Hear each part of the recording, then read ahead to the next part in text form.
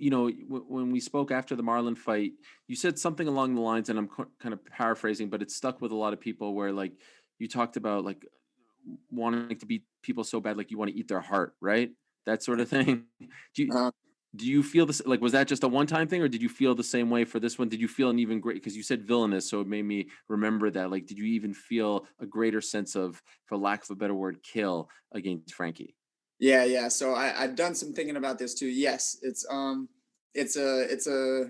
bloodlust a little bit, you know. It's like I think that there's a couple different types of fighters. I think a lot of fighters the moment is very big and they're brutal just by nature and they need to become more technical. I think that that's one brand of fighter.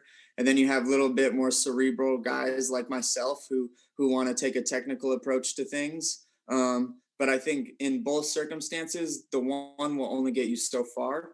And I think that I got really far just kind of having this really technically minded, cerebral Mm. approach to the game. And in the last, or well, since I lost to Aljamain, um, I've connected with that brutal part of me. I've been reading like a lot of stuff on and this it might sound weird but whatever, this is my job and stuff, but a lot of like old military strategy, strategy of like intimidation, like what ancient tribes used to do in order to intimidate other tribes, just the art of war in general. I've been really studying down since that last fight, and I'm learning that when you're doing something as brutal as fighting, because when you're in there, it's your body and brain think you're trying to survive, like it thinks it's to the death. It's not this like, oh, I'm going to go home in 25 minutes. It's not that when you're inside of there.